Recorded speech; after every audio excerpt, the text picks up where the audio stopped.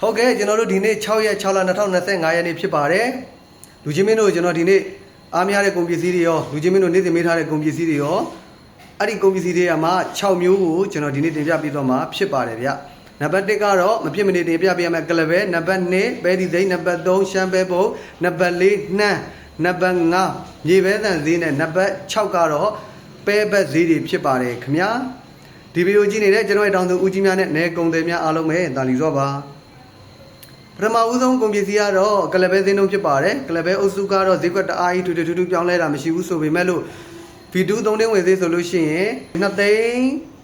6,800နဲ့2သိန်း9,000ပတ်ချလဲရောင်းဝယ်ဖြစ်ပါတယ်ဗီဒူးပါပြီးတော့ V7 တွေပါတယ်ဆိုလို့ရှိရင်တော့2သိန်း6,900 9သိန်း9,000 2သိန်း9,000 1,000ပတ်ချလဲတော့ဒီနေ့ရောင်းဝယ်ဖြစ်တော့တာကိုကျွန်တော်တွေ့ရှိရပါတယ်ပြီးတော့929ပြ929ဆိုလို့ရှိရင်2သိန်း5,500နဲ့2သိန်း5,900ပတ်ချလဲရောင်းဝယ်ဖြစ်တာကိုကျွန်တော်တွေ့ရှိရပါတယ်ပြီးတော့ထိုင်ဝမ်နေဆိုရင်လည်း3တင်းဝင်ဈေးကိုဒီနေ့2သိန်း4,800နဲ့2သိန်း5,000ကြားရောင်းဝယ်ဖြစ်ပါတယ်ခင်ဗျာဒါကလပဲအုပ်စုဖြစ်ပါတယ်မဖြစ်မနေတင်ပြပေးဖို့ကျွန်တော်ကိုတောင်းဆိုထားတဲ့ကျွန်တော်ရဲ့ချင်းမိတ်ဆွေတွေရှိတာဖြစ်တဲ့အတွက်ကျွန်တော်တင်ပြပေးခြင်းဖြစ်ပါတယ်ခင်ဗျာနံပါတ်2ကတော့ဘဲဒီစိမ့်ဖြစ်တယ်ဗျဘဲဒီစိမ့်မှာလည်းထိတ်စားတွေကတော့တအားကြီးထွေပြောင်းလဲမှုမရှိဘူးဘာမှသွားပြီးတော့မှပြောင်းလဲရှိလဲဆိုတော့အောက်စတွေပေါ့နော်တော်တော်ပစ္စည်းရည်သွေးနေနဲ့မွိုင်းချာတော်တော်ကြမ်းတယ်ကာလာတော်တော်ရောတဲ့အရည်သွေးတွေဆိုရင်ဒီနေ့ဘယ်လောက်ထိချဝယ်ခံရလဲဆိုရင်3တင်းဝင်သေး2သိန်းခွဲ2သိန်း6,000ပတ်ချလဲလောက်ထိကိုဈေးလေးဆင်းသွားတာကျွန်တော်တွေ့ရှိရတယ်ပစ္စည်းရည်သွေးနေတဲ့ဟာတွေပေါ့နော်ထိတ်စားကျွန်တော်တို့ပစ္စည်းရည်သွေးလှတယ်ပဲသားညီတယ်ပဲလှတယ်ပဲ6တဲ့ဟာတွေကတော့3သိန်း9,000 3သိန်း9,000ခွဲပတ်ချလဲတော့အယောင်းဝယ်ဖြစ်သွားတာကိုကျွန်တော်တွေ့ရှိရပါတယ်ဗျာပဲဒီစိမ်းကထိတ်စာ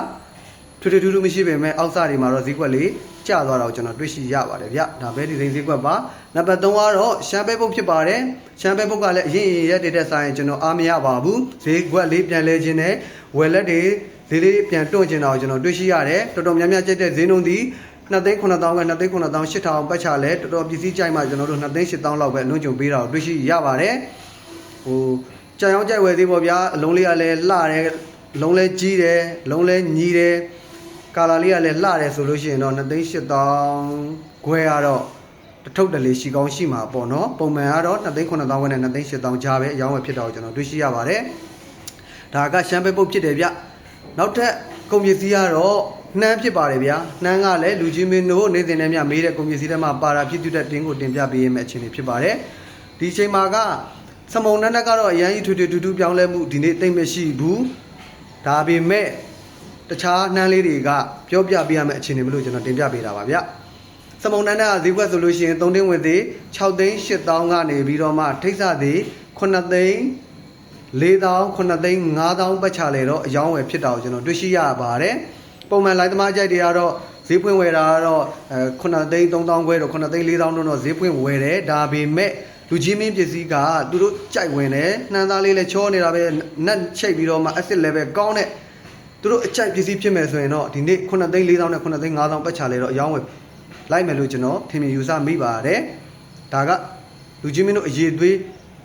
ပုံမှန်မူတည်ပြီးတော့ဈေးကွက်လေးတွေကွာဟသွားတာဖြစ်ပါတယ်ခင်ဗျာဒါကစမုံနှမ်းနဲ့ဈေးဖြစ်ပါတယ်ပြီးတော့ကျွန်တော်တို့ဂျပန်နန်းပြူဗျဂျပန်နန်းပြူမှာလည်းဒီနေ့ဈေးကွက်တအားကြီးတော့လိုက်တာမတွေ့ရှိရဘူးပုံမှန်သဘောတရားဈေးကွက်ဆိုရင်သူက3သိန်း8,000နဲ့3သိန်း9,000ခွဲကြားကတော့ပုံမှန်လိုက်ပါတယ်ခုနကလိုနာလီကာစင်ချောလို့ပစ္စည်းတန့်တယ်ဆိုလို့ရှိရင်တော့4သိန်းပတ်ချလေပေါ့ဗျာဒါကဂျပန်နန်းပြူဖြစ်ပါတယ်ဗျပြီးတော့ဗမာနန်းပြူဗျဗမာနန်းပြူဆိုလို့ရှိရင်လည်း3တင်းဝင်ဈေးကိုဒီနေ့သဘောတရားရ3သိန်း3,000ပတ်ချလဲရနေပြီးတော့မှ3သိန်း4,000ကြားလောက်ပဲရောင်းဝယ်လိုက်ချင်တာကိုကျွန်တော်တွေ့ရှိရတယ်ဗမာနန်းပြူပါပြီးတော့နှမ်းညိုလည်းမေးထားတွေ့တယ်နှမ်းညိုကတော့အရေးသွေးပေါ်မှာမူတည်ပြီး3သိန်း1,000ကနေပြီးတော့မှ3သိန်း3,000ခွဲ3သိန်း3,800လောက်ပဲလိုက်ချင်တာကိုကျွန်တော်တွေ့ရှိရပါတယ်ဒီကွက်လေးပြန်အေးတယ်လို့ပြောလို့ရပါတယ်နှမ်းမှာပေါ့နော်ဒီနှမ်းထဲမှာဘာတွေဒီကွက်အေးလဲဆိုရင်ဗမာလဲကြတယ်နှမ်းညိုလည်းပြန်ကြတယ်လို့ဒီနေ့အယူဆရတွေ့ရှိရပါတယ်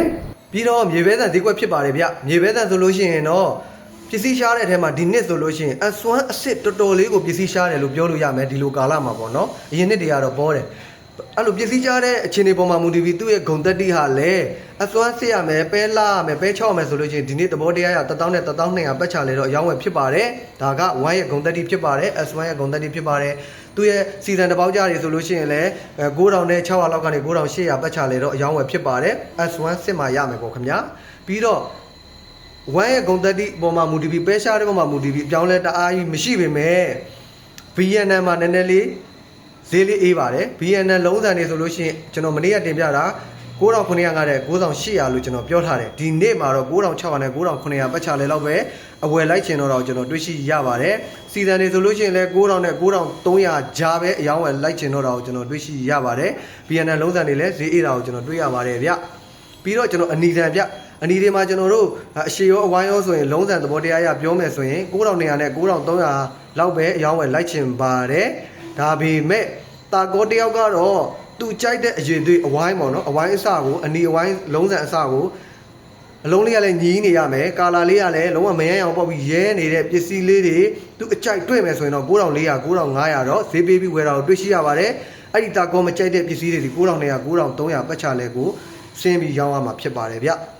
ပြီးတော့စီဇန်တပေါက်ကြတွေပါတယ်ဆိုလို့ရှိရင်လည်း8800လောက်ကနေပြီးတော့မှ9000အမြင့်ဆုံး9100လောက်ထိပဲရောင်းဝယ်လိုက်ချင်တော့တာကိုတွေ့ရှိရပါတယ်မြေပဲဆန်ဈေးကွက်တီးအဖြူရောအနီရောဈေးကွက်လေးပြန်အေးတာကိုကျွန်တော်တွေ့ရှိရပါတယ်အစွမ်းကတော့ရှားလို့ရှားတဲ့ဂုံသက်တိအရာဈေးကွက်လေးကတော့သူ့အနေနဲ့သူမမထင်ထင်လေးရှိပါတယ်ခင်ဗျာပြီးတော့ပဲဖက်ဈေးလည်းမေးထားတာတွေ့ရှိရတယ်ပဲဖက်ဈေးဆိုလို့ရှိရင်အရင်ရက်တွေထက်စားလို့ရှိရင်50စီလောက်တော့ပြန်အေးလာတာတွေ့ရှိရတယ်ဒီနေ့ဈေးကွက်ရပြောမယ်ဆိုရင်ဖြင့်4900ကတော့လူကြိုက်အများဆုံးဈေးကွက်ဖြစ်ပါတယ်တပိတ်တာကိုနာနီကာစင်တန့်ပြီးတော့မှ6လဲ6ရမယ်အဲ့ပဲဘက်က6လဲ6ရမယ်ပဲဘက်ကလည်းတတော်ကိုလှတဲ့အိတ်လုံးကြီးများများနဲ့ဆိုရင်တော့4950ကတော့တထုပ်တလေရောင်းဝယ်ဖြစ်မှာကိုကျွန်တော်တွေ့ရှိရပါတယ်ခင်ဗျာဟုတ်ကဲ့ကျွန်တော်ရဲ့တင်ပြပေးမှုလေးတွေကိုလူချင်းမင်းတို့အနေနဲ့စိတ်ကျဉ်တဲ့မှုရရှိမယ်လို့ကျွန်တော်ယုံကြည်ပါတယ်ဒီတဲ့အသေးသေးသိရှိလို့ရဆိုရင်တော့ကျွန်တော်ရဲ့ဖုန်းနံပါတ်3994426454 3998882088ကိုတိုက်ရိုက်ဆက်သွယ်ပြီးတော့မှမေးမြန်းလို့ရပါတယ်ခင်ဗျာကျွန်တော်ရဲ့ဒီ TikTok အကောင့်လေးကို like and follow လေးလုပ်ထားခြင်းအပြင်လူချင်းမင်းတို့မန္တလေးကုန်စည်တိုင်းရဲ့နေ့စဉ်ဈေးကွက်လေးတွေကိုသိရှိရမှာဖြစ်ပါတယ်ခင်ဗျာကြည့်ရှုတဲ့တယောက်ချင်းစီတိုင်းကိုကျေးဇူးအထူးပဲတင်ရှိပါတယ်ခင်ဗျာ